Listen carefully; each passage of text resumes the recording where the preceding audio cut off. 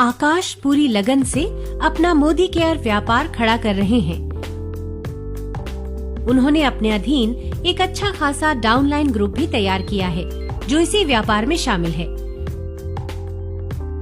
वो खुद के लिए और अपने अधीन काम करने वाले डाउनलाइन ग्रुप के लिए उन सबसे अच्छे तरीकों को समझना चाहते हैं ताकि व्यापार को दीर्घकालीन स्थिरता प्रदान करने में मदद मिल सके। व्यापार में संचालन एवं आचरण से संबंधित नियमों के बारे में आकाश के कुछ सवाल भी हैं, जिसके लिए उन्होंने मोदी केयर से संपर्क किया है। हेलो आकाश, मैं आपकी क्या सहायता कर सकती हूँ? हेलो नेहा, मैं ये समझ चुका हूँ कि इस व्यापार में नेतृत्व महत्वपूर्ण है। एक अच्छे लीडर से क्या उम्मीदें की जाती हैं? आप सही सोच रहे हैं आकाश। जैसा कि आप जानते हैं कि ये व्यापार लोगों से जुड़ा है, इसलिए ये बेहद जरूरी है कि हम अपने अधीन काम कर रहे लोगों के सामने अच्छे उदाहरण पेश करें ताकि वे उनका पालन कर सकें। अगर हम अपना व्यापार सही तरीके से करते हैं तो उससे हमारे डाउनलाइन के लोगों को सही दिशा मिलती है। उन लोगों का ध्यान हमेशा हम पर ही होता है, इसलिए ये हमारी जिम्मेदारी बनती है कि हम वास्तव में एक अच्छे लीडर के तौर पर खुद को पेश करें। जहाँ तक आपके सवाल की बात है, तो एक अच्छे लीडर को पता होना चाहिए कि उसके अधीन काम करने वालों के क्या सपने हैं। अपने लक्ष्य को हासिल करने की प्लानिंग करने में वे मदद कर सके। साथ ही वे अपने अधीन काम करने के लिए लोगों को प्रशिक्षण दे सके, प्रेरित कर सके, कोच बन सके या अपने नीचे काम करने वालों को मोदी केयर की फ्री मीटिंग में ले जा सके ताकि वे इसके प्रोडक्ट और उसके इस्तेमाल के बारे में अपना ज्ञान बढ़ा सकें। उन्हें कंपनी के सभी प्रमोशंस सुनिश्चित करने होंगे। अपने ग्रुप को सभी ऑफर्स के बारे में पूरी जानकारी देनी चाहिए। लीडर को अपने अधीन काम करने वालों को स्वतंत्र रूप से ऑर्डर डालने के लिए प्रोत्साहित करना चाहिए। वाह, ये तो काफी अच्छा है। जी आकाश, एक अच्छे लीडर को अपने ग्रुप को सिर्फ MRP पर प्रोडक्ट बेचने के लिए प्रोत्साहित करना चाहिए। कोई महिला या पुरुष उतना ही खरीदेंगे जितना वे बेच सकते हैं या सेवन कर सकते हैं, और साथ ही अपने अधीन काम करने वालों को ऐसा ही करने के लिए प्रोत्साहित कर सकते हैं। इतना ही नहीं, एक लीडर को नीति संहिता और व्यापार के नियमों का पालन करना चाहिए। ये सुनिश्चित करें कि उनके ग्रुप के सभी कंसल्टेंट इसे सही तरीके से स्वीकार करें। मैं अपने ग्रुप के लिए एक अच्छा प्रेरणा स्रोत और लीडर बनना चाहता हूँ। मैं जानना चाहता हूँ कि ड्यूअल डिस्ट्रीब्यूटरशिप का क्या मतलब है? आवेदक या सह आवेदक यानी एप्लीकेंट या को एप्लीकेंट के तौर पर आप सिंगल डिस्ट्रीब्यूटरशिप नियम के तहत सिर्फ एक डिस्ट्रीब्यूटरशिप ही पा सकते हैं। पति और पत्नी एक ही संस्था के माने जाएंगे। अगर उन दोनों को व्यापार के साथ जुड़ना है तो उन्हें एक ही डिस्ट्रीब्यूटरशिप का हिस्सा बनना होगा। अगर व्यापार सिर्फ पत्नी के नाम पर हो तब क्या होगा? ऐसी स्थिति में पति को व्यापार में बराबर का जिम्मेदार माना जाएगा।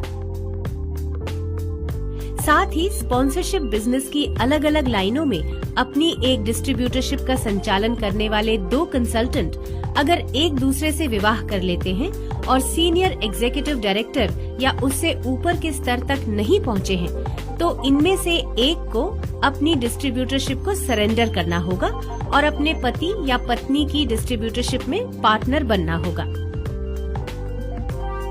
क्या मैं अपनी सास का नाम रजिस्टर करके उनके नाम से काम कर सकता हूँ? जी हाँ आकाश, आप ऐसा कर सकते हैं, लेकिन मोदी केयर किसी भी तरह के सम्मान के लिए स्टेज पर आपकी सास को ही मान्यता देगा। नियमों के मुताबिक हम रजिस्टर्ड MCA नंबर यानी मोदी केयर कंसल्टेंट ID को ही स्वीकार करते हैं। अच्छा, ठीक है। क्या मैं अपने मित्र के साथ सह आवेदक यानी को एप्लीकेंट बन सकता हूँ? एक कंसल्टेंट सिर्फ एक ही MCA नंबर का इस्तेमाल कर सकता है। एक कंसल्टेंट किसी एक रजिस्ट्रेशन नंबर का एप्लीकेंट होते हुए दूसरे रजिस्ट्रेशन नंबर पर को एप्लीकेंट नहीं बन सकता। ठीक उसी तरह जैसे कि आप किसी एक रजिस्ट्रेशन नंबर पर को एप्लीकेंट हैं, तो किसी अन्य रजिस्ट्रेशन नंबर पर एप्लीकेंट नहीं बन सकते। अगर मोदी केयर का कंसल्टेंट 2 डिस्ट्रीब्यूटरशिप ले लेता है तो क्या होगा? हम दूसरी डिस्ट्रीब्यूटरशिप रद्द कर देंगे। साथ ही अगर दूसरे व्यापार के तहत ग्रुप बनाकर किसी को भी किसी प्रकार का प्रलोभन देने के सबूत मिलते हैं तो इस स्थिति में उसके स्पॉन्सरशिप की ओरिजिनल लाइन को ट्रांसफर कर दिया जाएगा। प्रलोभन? ये क्या होता है? प्रलोभन या लालच का मतलब है कि कोई मोदी केयर कंसल्टेंट किसी अन्य ग्रुप के कंसल्टेंट को अपना व्यापार छोड़ने के लिए उकसाता है और वो व्यक्ति बिना इस्तीफा दिए उसके ग्रुप में तय नियमों को तोड़ते हुए शामिल हो जाता है।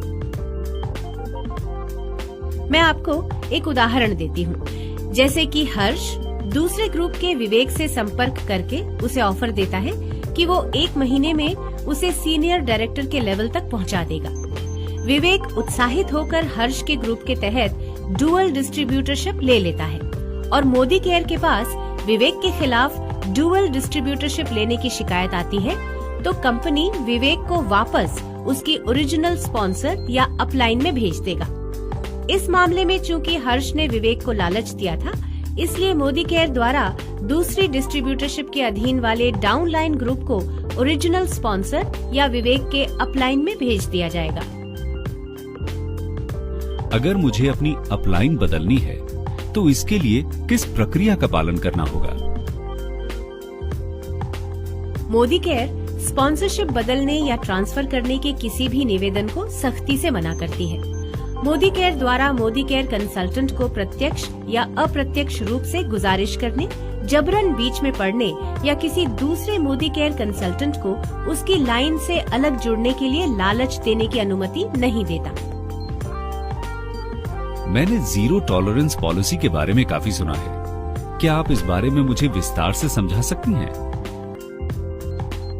हमारे व्यापार के लिए कुछ चीजें ऐसी हैं जो संवेदनशील हो सकती हैं। नियमों के पालन में अनदेखी से हमारे व्यापार, प्रतिष्ठा, कंपनी के अन्य कंसल्टेंट्स के व्यापार पर बुरा असर हो सकता है।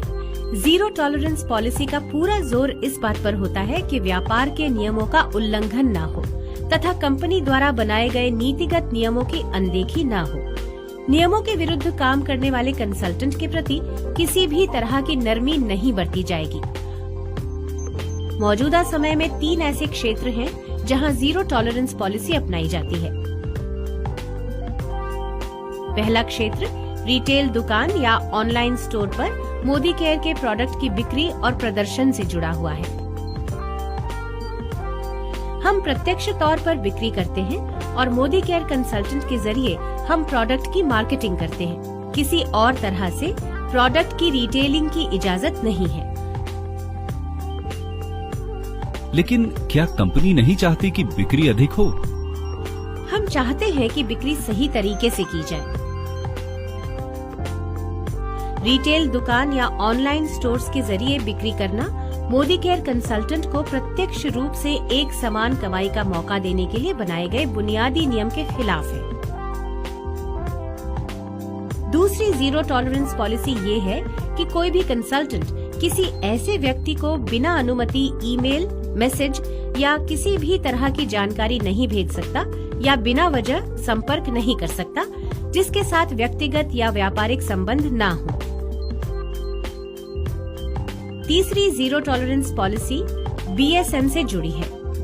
मोदी केयर कंसल्टेंट कंपनी से जुड़ने की प्रक्रिया के तहत या बिना इजाजत लिए कोई ट्रेनिंग या सपोर्ट मटेरियल नहीं दे सकता। मैं अपने डाउनलाइन ग्रुप में अच्छा लीडर बनना चाहता हूँ, इसलिए मैं एक बार ये दोहरा दूं कि मुझे अपनी डाउनलाइंस में ट्रेनिंग देनी होगी और उनके साथ कंपनी से जुड़ी नई जानकारियां भी साझा करनी होगी। मुझे समीर मोदी आजादी प्लान में मौजूद आचार संहिता का पालन करना होगा। मैं सुनिश्चित करना चाहता हूँ प्रोडक्ट्स की बिक्री कंसल्टेंट के जरिए ही हो, न कि किसी दुकान या ऑनलाइन स्टोर्स के जरिए। जी बिल्कुल आकाश, आप सही कह रहे हैं। वाह नेहा, ये जानकारी मेरे लिए काफी मददगार रही। आपका बहुत बहुत शुक्रिया। आपका स्वागत है आकाश। हम सलाह देते हैं कि आप इन श्रेष्ठ कार्य पद्धतियों को अपने ग्रुप में साझा करें। शुभकामनाएं।